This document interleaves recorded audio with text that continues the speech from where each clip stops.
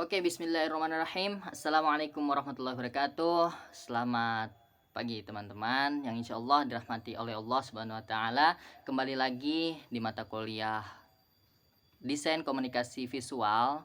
Hari ini kita tidak luput ada penugasan yang diberikan oleh dosen kita, yaitu Pak Ibtisam, yang seharusnya kita presentasi di kelas, tapi karena mengejar deadline untuk supaya kekejar pembahasan sampai akhir, makanya kita dialihkan presentasi melalui virtual. Di sini beranjak kepada kelompok 6. Sebelum itu, perkenalkan terlebih dahulu, saya tidak sendiri karena saya sebagai moderator. Ada pemateri pertama yaitu Sahrudin Hasibuan dan pemateri kedua yaitu Saudara Fajar Abdillah. Langsung saja kepada operator, silakan memasuki slide yang kedua. Pembahasan pada kelompok 6 kita akan membahas tentang tipografi. Apa itu tipografi? Kemudian keluarga tipografi itu seperti apa? Sifat-sifatnya apa? Esensinya seperti apa? Anatominya bagaimana? Itu akan dibahas di kelompok 6, di kelompok saya ini. Pada pemateri pertama akan disampaikan oleh Saudara Sahrudin. Dipersilahkan kepada Saudara Sahrudin untuk menyampaikan penjelasan mengenai tipografi terlebih dahulu.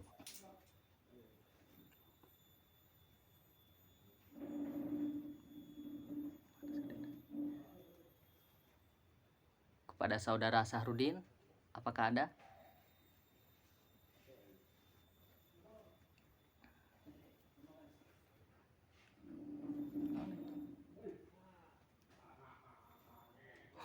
Rudin, kalau memang tidak ada bisa saya lanjutkan. Baik. Karena kita mengejar waktu, alangkah baiknya kita alihkan kepada pemateri kedua yang akan membacakan atau menjelaskan mengenai tentang tipografi. Kepada Saudara Fajar, dipersilahkan. Oke, tipografi adalah seni atau teknik menyusun huruf dan teks dengan cara yang dapat membuatnya dapat terbaca, jelas dan menarik secara visual bagi pembicaranya. Secara umum, tipografi adalah seni memilih dan menata huruf ruang yang tersedia untuk menciptakan kesan ruang yang tersedia. Untuk menciptakan kesan khusus, sehingga akan menolong pembaca atau mendapatkan kenyamanan membaca semaksimal mungkin.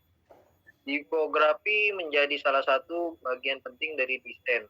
Pasalnya, kata-kata yang sama sekalipun tetap dapat menyampaikan pesan dan kesan yang berbeda tergantung pada desainnya. Lihat saja bagian contoh penggunaan tipografi yang bisa kamu temukan dalam logo poster, brosur, website, buku, ataupun itu yang melibatkan unsur teks.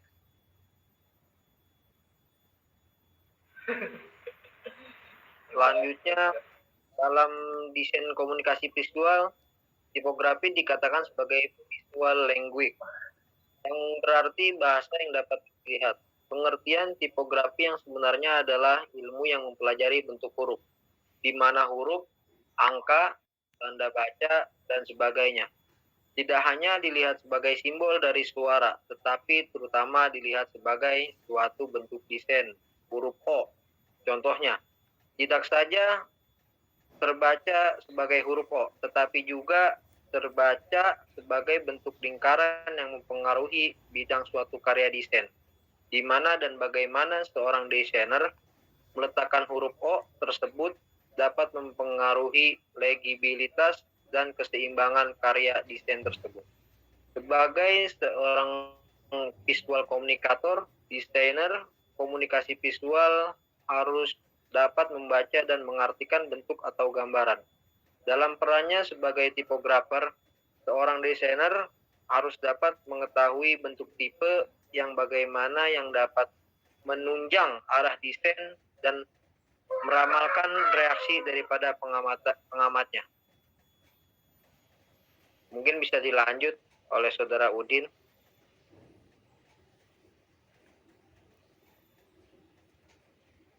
Ya. Pembahasan selanjutnya, anatomi huruf. Menurut si Hombing pada tahun 2015, Keluarga huruf terdiri atas berbagai kembangan yang berakar dari struktur bentuk dasar atau regular sebuah alfabet, dan setiap perubahan berat huruf masih memiliki kesinambungan bentuk. Perbedaan tampilan yang pokok dalam keluarga huruf dibagi menjadi 3 bentuk pengembangan, yaitu berat, proporsi, dan kemiringan.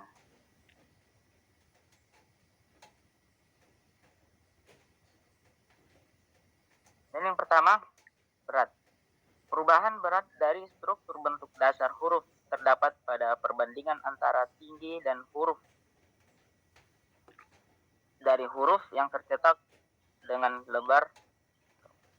Bila ditinjau dari berat huruf, maka anggota dari keluarga huruf ini dapat dibagi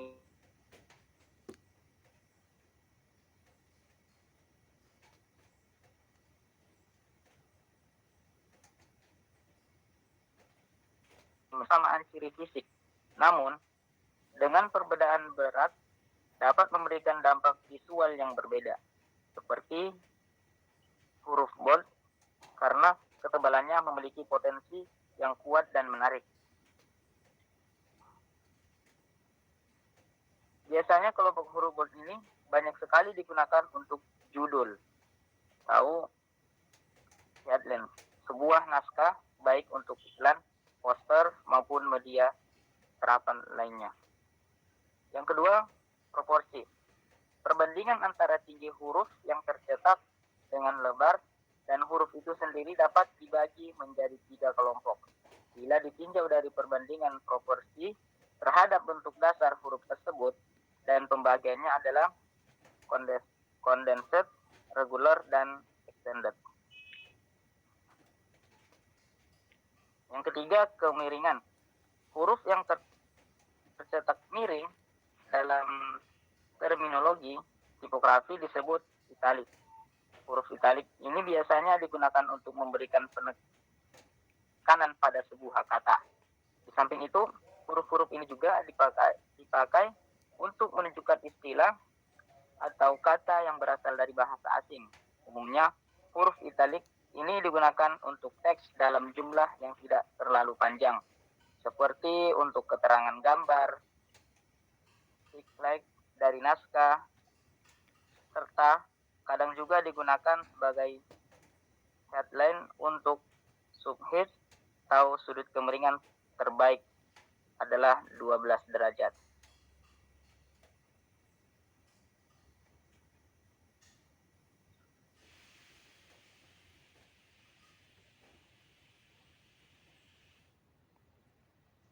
Silakan, Sarudin.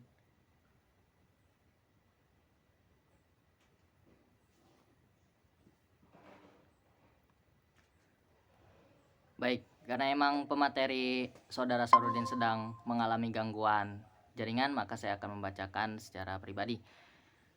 Yang pertama, kita masih memasuki tentang mengenai tipografi, yaitu ada macam-macam. Satu, yang pertama serif. Nah, pengertian dari serif itu seperti apa sih teman-teman?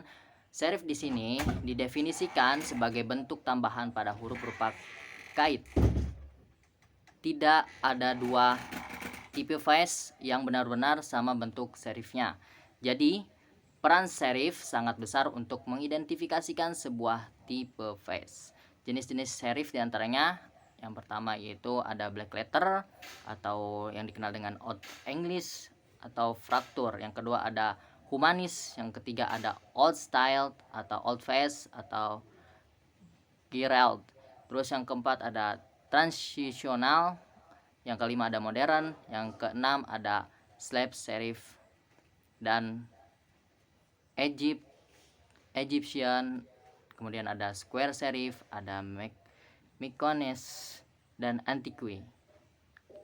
Contohnya kita bisa lihat di sebelah kirinya terpampang ada contoh slab serif.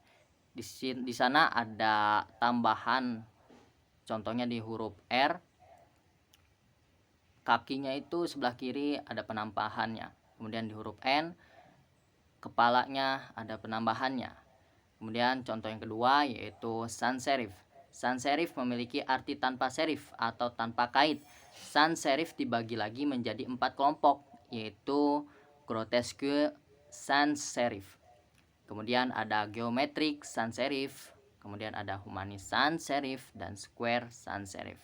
Bisa dilihat di sebelah kiri kita mengambil contoh apa itu tadi. Kembalikan lagi slide-nya sebelumnya. Kita mengambil contoh square sans serif. Kemudian selanjutnya, slide selanjutnya. Nah, di sini ada macam-macam tipografi, yaitu dekoratif. Dekoratif merupakan kelompok typeface bergaya display. Kemudian pertama muncul sekitar abad 19 dan semakin banyak karena teknologi pembuatan huruf yang semakin murah. Saat itu jenis huruf display sangat dibutuhkan dunia periklanan untuk menarik perhatian pembaca. Display tape dibuat dalam ukuran besar dan diberi ornamen-ornamen yang indah. Kelompok display atau dekoratif mewakili segala tipe face yang tidak termasuk ke dalam kategori yang lain, baik itu tipe face lama maupun baru. Banyak macam tipe face jenis ini, diantaranya adalah rosewood, kemudian ada bermuda, ada umbra, ada grunge, ada doodle, ada dot 28 dan lain-lain sebagainya. Dan yang terakhir itu ada script. Script merupakan bentuknya didesain menyerupai tulisan tangan. Ada yang seperti goresan kuas atau pena kaligrafi. Script huruf-huruf kecilnya saling menyambung, sedangkan cursive tidak. Kemudian script maupun cursive didesain untuk digunakan dalam teks yang memadukan huruf besar kecil, bukan huruf besar semua. Di bawah ini beberapa contoh script dan cursive.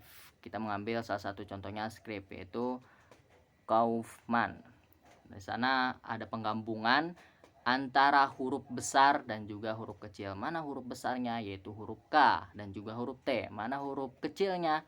Setelah huruf K dan juga setelah huruf T. Jadi script ini merupakan suatu tulisan tangan yang biasanya dikombinasikan huruf besar dan juga dengan huruf kecil.